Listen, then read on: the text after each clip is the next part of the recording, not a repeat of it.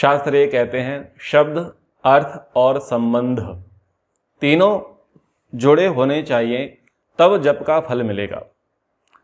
जप वाक्य तो कुछ भी हो सकता है, और जप वाक्य यानी वो जो मंत्र है उसमें भले ही कितनी ही गूढ़ विद्या क्यों न छुपी हो, यदि आप उसका अर्थ नहीं जानते हैं तो उसका जप आपके लिए निरर्थक है। और यदि आप अर्थ जानते हैं लेकिन उस अर्थ के साथ आप संबंध नहीं जोड़ पाते हैं, तब भी आपको उतना लाभ नहीं मिलेगा जितना मिलना चाहिए।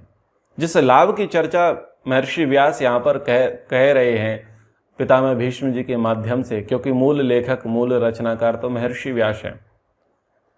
तो करना क्या है? 3 व्याहृतियां हैं, भूहु भुवः स्वः, और मंत्र के आरंभ में लगा है ओम। तो ओम शब्द है, इस ओम शब्द का अर्थ है सर्वरक्षक। अब ओम ईश्वर का नाम है और सर्वरक्षक भी ईश्वर है, तो हम चूंकि ओम का उच्चारण कर रहे हैं, किसके लिए कर रहे हैं? ईश्वर के लिए कर रहे हैं। ओम किसका नाम है? ईश्वर का नाम है। तो फिर हमें संबंध जोड़ना आना चाहिए। तो जप किस प्रकार से होगा? ओम, ये जप हो गया। अब इसका अर्थ क्या है? सर्वरक्षक। और संबंध हमें किससे जोड़ना है? ईश्वर से, क्योंकि हम ईश्वर को कह रहे हैं ओम। तो ओम का जप करने पर हमारी भावना क्या रहेगी? हे ईश्वर, आप सर्वरक्षक हैं, हमारी भी रक्षा कीजिए। तो इस प्रकार से यह आपका ओम का जप हुआ। फिर आपकी व्याहृतियां हैं भूहु भुवः स्वः। तो यहां भू का अर्थ होता है प्राणाधार, भुवा का अर्थ होता है दुख विनाशक, और स्वः का अर्थ होता है सुख स्वरूप। तो भू शब्द है, अर्थ क्या हुआ? अर्थ हुआ प्राणाधार, प्राणों का भी प्राण। भुवा का क्या अर्थ हुआ? दुख विनाशक। स्वः का क्या अर्थ हुआ? सुख स्वरूप। तो कौन प्राणों का प्राण है? कौन दुखों को दूर करने वाला है? कौन सुख स्वरूप है? ईश्वर है। तो हमने पाठ किया ओम भूर्भुवः स्वः, ये किया। तो भू भुवः स्वः जो व्याहृतियां हैं, हम भावनाएं बनाएंगे। हे ईश्वर, आप भू हो, प्राणों के भी प्राण हैं, सब संसार को आप ही प्राण शक्ति प्रदान करने वाले हैं, और आपके ही कारण से हमारे प्राणों का संचालन हो रहा है। भुवः, हे ईश्वर, आप दुख विनाशक हैं, समस्त दुखों को कष्टों को आप दूर करने वाले हैं। कृपा करके हमारे भी दुखों को दूर कर दीजिए। स्वः, आप सुख स्वरूप हैं। हे प्रभु, हम आपकी भक्ति करते हैं, हम सुख की आपसे अभिलाषा रखते हैं। कृपया आप हमें भी सुख प्रदान करें। ये आपकी व्याहृति हुई ओम भू भुवः स्वः। तो व्याहृति के बाद अब मंत्र पे आपको फोकस करना है। तत्सवितुर्वरेण्यं भर्गो देवस्य धीमहि धियो यो नः प्रचोदयात्। तो तत् यानी वह कौन? जो ओम है, जो भू है, जो भुवा है, जो स्व है, वह है तत्। तत् का मतलब वह। सवितु वरेण्यम, तो सविता सकल जगत का उत्पत्ति करता, ये अर्थ है। सकल जगत का मतलब पूरे ब्रह्मांड की उत्पत्ति करने वाला, सारे संसार की उत्पत्ति करने वाला कौन है? ईश्वर। तत्सवितुर्वरेण्यम, और आप वर्णीय हैं, वर्ण करने योग्य हैं। तो तत् यानी वह, तो वह तो दूर हो जाएगा। यहां पर हम क्या अर्थ लेंगे? तत् का अर्थ होगा आप। क्योंकि हमें भावना बनानी है, संबोधन करना है, आराधना करनी है, तो हे ईश्वर, आप सकल जगत के उत्पत्ति करता हैं। वरेण्यम, आप सर्वश्रेष्ठ वर्ण करने के योग्य हैं। यदि आपको हम वर्ण कर लेवें, आपका हम वर्ण कर लेवें, तो फिर अन्य किसी को वरने की, चाहने की, मांगने की अभिलाषा शेष नहीं रहती। आप सर्वश्रेष्ठ वर्णीय हैं। क्यों हैं? हम सब वरते हैं। वरते हैं यानी चुनते हैं। क्यों चुनते हैं? हमको कुछ कमी दिखाई देती है। हमको लगता है कि हम किसी के बगैर अधूरे हैं। यदि वो हमारे साथ रहे, वो हमारे पास आ जाए, तो हमारी कमी पूरी हो जाएगी। इसलिए हम वरते हैं।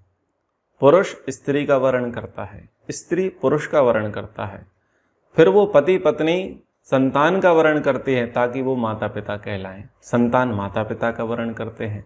विद्यार्थी शिक्षकों का वर्ण करता है। नागरिक कोई नेता का वर्ण करता है। तो हम किसी न किसी का वर्ण करते ही हैं, किसी न किसी को चुनते ही हैं।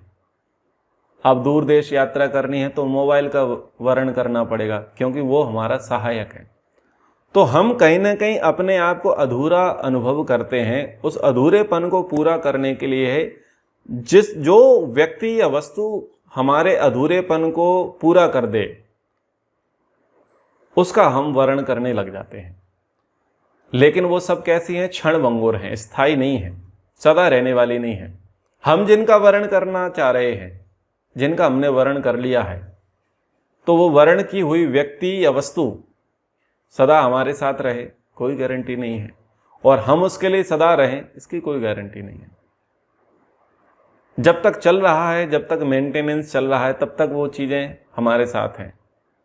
और जब मेंटेनेंस बिगड़ गया तो तुम कौन और हम कौन?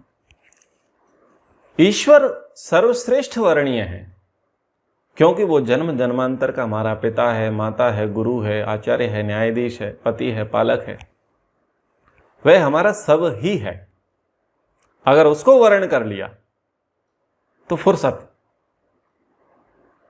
जो तीन दुख हैं, आध्यात्मिक, आदिदैविक और आदि भौतिक, तीनों दुखों से नितांत विमुक्ति हमारी हो जाएगी। संसार में हम जिनका भी वर्ण करते हैं वो दुख से छूटने के लिए करते हैं। जिसका भी वर्ण करते हैं हम कहीं ना कहीं दुखी हो रहे होते हैं। हम जानते हैं, समझते हैं, हमारी बुद्धि में ऐसा लगता है कि जब तक मैं उसका वर्ण नहीं करूंगा अथवा उसका वर्ण नहीं करूंगी, तब तक ये दुख मेरा दूर नहीं होगा। तो छोटे छोटे दुखों को दूर करने के लिए हम अनेक लोगों का, अनेक वस्तुओं का वर्ण करते रहते हैं, चयन करते रहते हैं, चुनाव करते रहते हैं। पर ईश्वर तो सब धनों का धनी है, सबका स्वामी है, पति है। इसलिए कहा तत्सवितुर्वरेण्यम, हे ईश्वर आप सर्वश्रेष्ठ वर्ण करने योग्य हैं। भर्गः, भर्गः का अर्थ होता है क्लेश नाशक। हे ईश्वर आप अविद्या, अस्मिता, राग, द्वेष, अभिनिवेश सभी क्लेशों को भस्म करने वाले हैं। दुखों को, कष्टों को, विघ्नों को, बाधाओं को आप नष्ट करने वाले हैं। देवस्य, तो आप देवों के भी देव, महादेव हैं। आप जो सकल जगत की उत्पत्ति करता, सर्वश्रेष्ठ वर्ण करने योग्य हैं, और दुखों को, क्लेशों को आप जो नष्ट करने वाले हैं। और ऐसे आप देवों के देव, महादेव का हम धीमहि, हम ध्यान करते हैं। क्या ध्यान करते हैं? इसलिए तो ध्यान करते हैं क्योंकि हमारे पास कुछ नहीं है, इसलिए ध्यान करते हैं। हम तुम्हारी याद क्यों करते हैं? तुम्हारी याद हम इसलिए करते हैं क्योंकि हम अपने आप को अधूरा अनुभव करते हैं। कहीं ना कहीं कोई ना कोई हमें याद रहता है। क्यों रहता है? कि उसकी कहीं ना कहीं हमारे मन में कमी है, उसकी कुछ ना कमी है हमारे पास। उस कमी को पूरी करने के लिए क्या करते हैं? हम उसे याद करते रहते हैं। और जब वो हमारे पास रहता है तब हम उसे याद करते हैं। क्यों? वो कमी उसने पूरी कर दी। आपके कई ऐसे मित्र होंगे, प्रेमी होंगे, संबंधी होंगे, जब वो आपसे दूर हैं तो आप उन्हें याद करेंगे। उनकी याद में दिन निकलेगा, रात्रि निकलेगी, सफ़र भी निकल जाएगा, काम करते करते बहुत समय भी बीत जाएगा। लेकिन क्या चल रहा है? मन ही मन आप उसका ध्यान कर रहे हैं, यानी आप उसे याद कर रहे हैं। क्यों? क्योंकि वो आपके पास नहीं है, वो आपको अलब्ध है, वो अभी आपको अप्राप्त है, इसलिए आप उसे याद कर रहे हैं। आप देखना, जब वो व्यक्ति आपके साथ रहता है तब आप उसे याद करते हैं, तब आप उसे याद नहीं करते। फिर क्या करते हैं? उसका आनंद लेते हैं। जब वो साथ में रहता है तो उसकी सन्निधि से जो सुख मिलता है, जो आनंद मिलता है, उस आनंद का लाभ लेते हैं। तो हम ईश्वर का ध्यान करते हैं क्योंकि अभी वो हमारे पास है नहीं। हम उसे इसलिए याद कर रहे हैं क्योंकि वो हमारे पास है नहीं, इसलिए क्या कहा? धीमहि, हम आपका ध्यान करते हैं। क्यों ध्यान करते हैं? कमी है। हम चाहते हैं कि हम आपके कुछ लक्षण, कुछ गुण हैं, कुछ कर्म हैं, कुछ स्वभाव हैं, जिनको हम अपने अंदर उतार लें तो जो कमी हमारे जीवन में है वो कमी हमारी पूरी हो जावे। इसलिए हम आपका ध्यान करते हैं। हम चाहते हैं कि हमारी हर परिस्थिति, हर मुश्किल को आप आसान बना दें। हम चाहते हैं कि विकट से विकट परिस्थिति में भी हम टूटे नहीं, हम गिरे नहीं, हम कमज़ोर ना पड़े, इसलिए हम आपका ध्यान करते हैं। तो कोई क्या मांगता है? बुद्धि मांगता है। कोई क्या मांगता है? पैसा मांगता है। कोई क्या मांगता है? बल मांगता है, आरोग्य मांगता है। कोई क्या मांगता है? न्याय मांगता है। कोई क्या मांगता है? अहिंसा मांगता है। ईश्वर एक, बच्चे अनेक। बच्चों की अपनी अपनी डिमांड है, भक्तों की अपनी अपनी डिमांड है। तो वो अपनी अपनी डिमांड की पूर्ति के लिए क्या करते हैं? ध्यान करते हैं। फिर जिसकी जो अभिलाषा है उस अभिलाषा की प्राप्ति के लिए वो प्रार्थना करते हैं। फिर कहते हैं धियो यो नः, हम आपका ध्यान करते हैं, आप हमारी बुद्धि को, नः, आप हमारी बुद्धि को प्रचोदयात, सन्मार्ग में, धर्म मार्ग में ले चलिए। तो सन्मार्ग में ले चलो, धर्म मार्ग में ले चलो, इसलिए तो ध्यान कर रहे थे। यानी कुछ अधूरापन था, कुछ धुंधलापन था, कुछ अंधकार था हमारे जीवन में। उस अंधकार की निवृत्ति के लिए, उस धुंधलेपन की निवृत्ति के लिए, उस सन्मार्ग दर्शन के लिए हमने क्या किया? परम सत्ता से अपने आप को जोड़ा, और जोड़ने के लिए पूरा प्रयास किया, पूरा अनुष्ठान किया, पूरा तप किया, और उसकी पूजा में, उसकी उपासना में संलग्न हो गए। और कब तक होते रहे? जब तक वो चीजें प्राप्त नहीं हो गई। अब प्राप्त होकर के हम तानाशाह ना बन जाए। होता यही है कि जब प्रभु कृपा होती है तो कुछ कुछ अंशों में किसी किसी पर कृपा हो जाती है तो व्यक्ति बिगड़ जाता है। पुराणों में हम सुनते हैं ना, कथाओं में सुनते हैं या टेलीविजन पर देखते हैं कि कोई राक्षस था, उसने क्या किया? ब्रह्मा जी की उपासना की, किसी किसी देवता की उपासना की, देवता प्रसन्न हुए और उसको वर दिया, लेकिन बाद में बुद्धि बिगड़ी और उसने वर का दुरुपयोग किया। ठीक है, तो दुरुपयोग व्यक्ति करेगा। वहां यह बता दिया कैरेक्टर में कि वो राक्षस था, ना ना ना, था मनुष्य ही, है तो मनुष्य ही। कोई राक्षस जन्मजात कोई राक्षस नहीं होता, राक्षस तो मनुष्य ही बनता है। तो व्यक्ति ईश्वर की उपासना करता है, साधना करता है, आराधना करता है, वंदना करता है और कुछ प्राप्ति करता है, लेकिन प्राप्ति करने के बाद अभिमानी हो जाए, मिसयूज करने लग जाए, तो फिर वो राक्षस बन जाता है। इसलिए प्रार्थना क्या कही? प्रचोदयात। जो भी अब मिल गया है ना, उस मिल गया उसको मेरी बुद्धि में अच्छे से बिठा दो और मेरी बुद्धि को धर्म मार्ग में चला दो।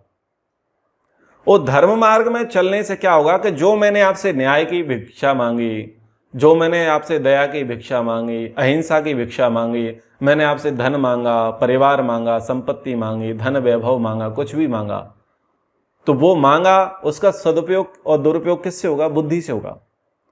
तो इस बुद्धि को मैं आपको समर्पित करता हूं, ये बुद्धि मेरी धर्म मार्ग में चल जाए। प्रचोदयात, बुद्धि को ले जाओ, बुद्धि को धर्म मार्ग में ले जाओगे तो जो कुछ भी आपसे मुझे अचीव हुआ है उसका मैं कभी मिसयूज नहीं करूंगा।